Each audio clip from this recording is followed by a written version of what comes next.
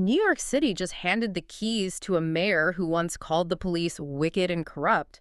But now that he's in the big chair, he's suddenly their biggest fan. Right. So what happens when a socialist meets the hard reality of crime on the streets? We get this fascinating collision between ideology and governance. And right now, governance is forcing some very public, very difficult pivots. Welcome back to the Deep Dive. Today is Friday, February 13th, 2026. And we're looking at a situation in the Big Apple that is, it's a case study in political vertigo. Absolutely. We're talking about the newly elected mayor of New York City, Zohran Mamdani. And, for anyone who hasn't been tracking New York politics that closely, this is a huge moment. Mamdani didn't just run on some vague reform platform. No. If you rewind to 2020, he was, you could argue he was the poster child for the Defund the Police movement in New York. He was leading the charge, not just supporting it. But here's the twist. Yeah. Now, in 2026, he is the head of the very department he wanted to dismantle. So, our mission for this deep dive is to unpack this. Is this a genuine change of heart? A desperate survival tactic? What is actually going on? We have a lot to sift through. We're going to look at his recent apology tour, the morale crisis inside the NYPD, and a really key decision: keeping a police commissioner who seems to represent everything Mamdani campaigned against. Okay, so let's start with the elephant in the room, or maybe the tweets in the room. Because to really get the shock value of what's happening now, you have to go back to the Zohran Mamdani of 2020. You really do. We pulled the archives from the height of the George Floyd unrest. Mamdani was incredibly specific and inflammatory in his language.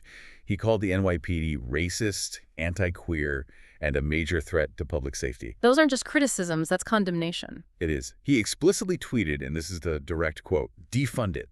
Dismantle it. There is no negotiating with an institution this wicked and corrupt." Wicked and corrupt.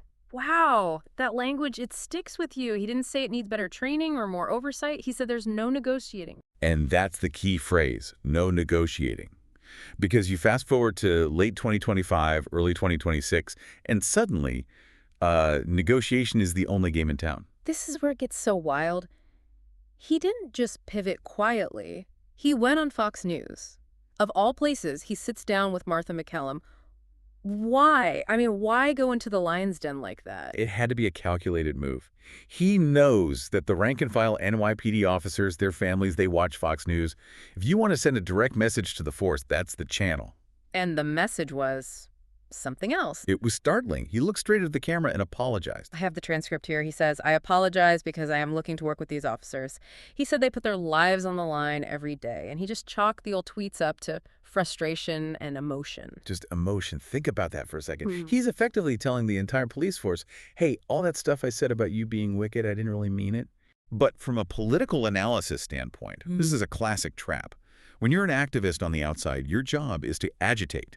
You use extreme language. But when you become the mayor, you're suddenly responsible for the safety of 8 million people. And you can't protect 8 million people if the 30,000 people doing the protecting think you're their enemy. Precisely. That socialist fairy tale, this idea that you can just abolish the police and, everything will sort itself out, it just crashes into the wall of reality. Sure. He had to kiss the ring, so to speak, not because his core beliefs changed, but because he needs the machine to work. But that's the million-dollar question, right? Is the apology actually working? Because saying sorry on TV is one thing. Winning back the trust of 30,000 officers you called wicked is a whole other ballgame. And the early data suggests it is not working at all. In fact, the reaction from the force has been brutal.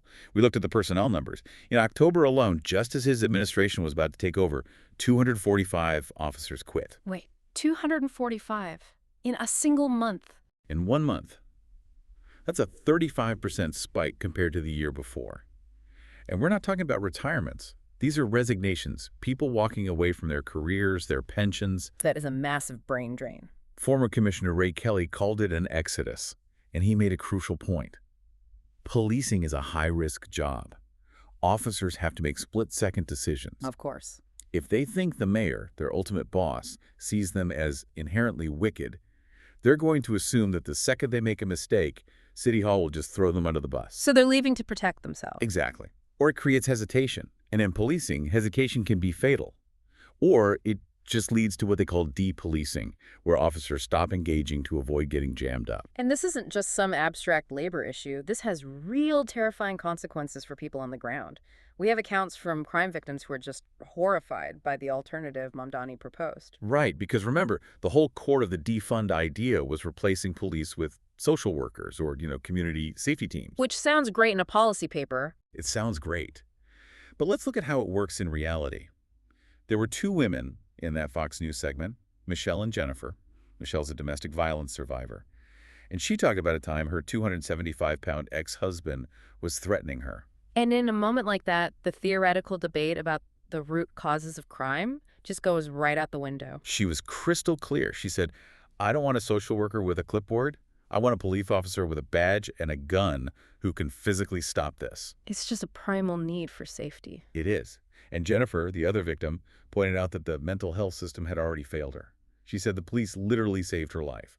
She called Mamdani's ideology extremely dangerous. But didn't he try to launch a pilot program for this Department of Community Safety? He did. It was a pilot called Be Heard. And this is where the details get really important. They did an audit on the program to see how it handled emergency calls. And how'd that go? A logistical disaster. The audit found that 60%, 60, of the calls they routed to these new teams were ineligible. Ineligible? What does that mean? It means the situation was too dangerous, the person was armed, or the medical needs were too complex. Basically, the social workers couldn't legally or safely respond. But here's the scariest part. Okay. Of the calls that were eligible, 35% never got any response at all. Wait, hold on. You're saying over a third of the time, people called for help, got routed to this new system, and nobody showed up? Nobody showed up. No cops, no social workers, just silence on the other end. That is terrifying. If I call 911, the one thing I expect is that someone is coming. And that's why this pivot is happening. Replacing cops with social workers is a huge gamble, and the data shows the infrastructure isn't there. When you take away the police response, you're often left with just a void. Which brings us to another massive contradiction. If you're a democratic socialist and you run on dismantling the police state, you usually start with the surveillance, right? The cameras, the drones, the data tracking. Carceral state, as they call it. So everyone expected Mamdani to fire the person in charge of all that tech. But he didn't. He kept Commissioner Jessica Tisch. This, to me, is the most fascinating part of this whole story. Jessica Tisch isn't just a commissioner. She's a technocrat. She is the architect of what they call the Domain Awareness System, or DAS. We hear that acronym DAS, but break it down. What does that actually mean for New Yorkers? Okay, so imagine a central nervous system for the entire city. It pulls together data from 30,000 surveillance cameras, license plate readers, radiation detectors, 911 calls. 30,000 cameras. And it puts all of it onto a single dashboard. The NYPD can track a suspect's movements across the city in real time without ever leaving a desk. That sounds incredibly powerful, but also like the exact thing a civil liberties activist would be fighting against. It's literally Big Brother. And yet, Mamdani kept her. His own base calls her the surveillance queen, and he kept her in the top job. As it works. I mean, the conservative take on this is cynical, but it's probably accurate. Mamdani knows that with fewer officers on the street, because of that exodus we talked about, he needs technology to fill the gaps. Cameras don't quit. They don't ask for pensions. Exactly. He's using the surveillance state to plug the holes in the human one. And it gets even deeper. There's this group called the New York City Police Foundation. I've heard this called a slush fund. That's the criticism, yeah. Yeah. Between 2007 and 2021, this foundation funneled over $159 million into police tech. But the key is how. It's private money, so it completely bypasses city council oversight. So they can buy robot dogs or new surveillance software without a public vote. The foundation just buys it and gifts it to the NYPD. It sidesteps the whole democratic process. And the donors, they're major corporations, Palantir, Motorola, and crucially, the Tisch family. Jessica Tisch is an heir to the Lowe's Corporation fortune. Her family are major donors to this foundation. Okay, let me get this straight. You have a socialist mayor who ran against billionaire capital. Right. And he's keeping a billionaire heiress commissioner whose family helps fund the police surveillance state with private corporate money that bypasses the city council. It's the definition of hypocrisy, but it's also the definition of real politics. Mamdani is accepting the slush fund money and the billionaire commissioner because they deliver tools he needs to keep crime stats from exploding. He's essentially outsourcing police funding to the very capitalists he claims to oppose. It's unbelievable. He's talking like a revolutionary, but governing like a terrified pragmatist. And we saw that fear play out in a specific incident this past January, the police shooting of Jabez Chakraborty. Right. This was a huge test. Walk us through it. So police get a distress call. Reports say Chakraborty grabs a large kitchen knife. Officers tell him to drop it. He ignores them, and they shoot him. Now, the Mamdani of 2020, he would have been in the street with a megaphone. Oh, he would have immediately called it police brutality. Yeah. Demanded the officers' names be released. What Mayor Mamdani, what did he do? He issued a very careful statement. He called it an officer-involved shooting and praised the officers as first responders. He used the standard sanitized police-approved terminology. His base must have been furious. They were livid. Groups like DRAM, Dis Rising Up and Moving, they condemned him instantly. They felt completely betrayed. But this brings us back to that collision with reality. Right. A suspect has a knife. That is a lethal threat. You can't send a social worker to talk a man down who is holding a giant knife. Even a defund mayor has to admit that officers have a right to defend themselves. If he hadn't, the department would have just imploded. The resignation numbers would have gone from 245 to, thousands. He had no choice. So he's just trying to walk this impossible tightrope. Radical base on one side, NYPD on the other, and he keeps wobbling. We saw it with his very first executive order, too. Oh, this was a massive, unforced error. There's a story Ken Klippenstein broke. It really showed his inexperience. What happened? Mamdani signs his first executive order, and buried in the fine print, he changes the org chart. He makes the police commissioner report to a deputy mayor, not directly to him. Which, in any government hierarchy, is a clear demotion. It's a huge signal. It says, you're not a priority. You don't get direct access to me. How did that go over? Like a lead balloon. The media, the police unions, everyone called him out for trying to bury the department, and he didn't stick to his guns. He panicked. He walked it back. Immediately. Yeah. He had to issue a clarification saying, no, Commissioner Tisch reports directly to him. It just shows he's terrified of looking soft on crime. But he's so out of his depth, he doesn't know how to wield power. It's the worst of both worlds.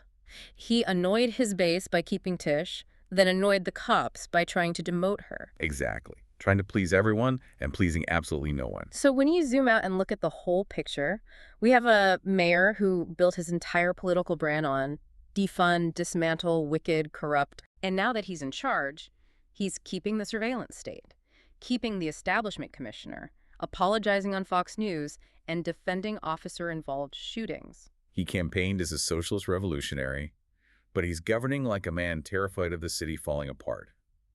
He's realized that defund is a luxury for an activist, not a strategy for a mayor. It seems like he's learning that the hard way, and the city is paying the price. The exodus of officers, that's the real metric that matters here. Absolutely. You can keep the cameras in the commissioner, but you can't police a city with empty squad cars. You need actual human beings who believe their boss has their back. So if you're listening to this, what's the big takeaway? The takeaway is that defund the police makes for a great hashtag on Twitter, but it's a suicide mission for a mayor. When the rubber meets the road, even the most radical politicians eventually have to call the cops.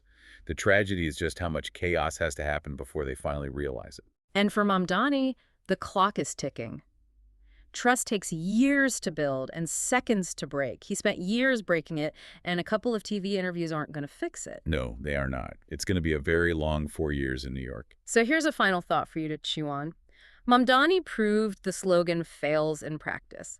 But the real question isn't whether he's a hypocrite for keeping the cops around. It's whether the cops will stick around long enough to save the city from his other policies. And that's the scary question. That's it for this deep dive. Thanks for listening. See you next time.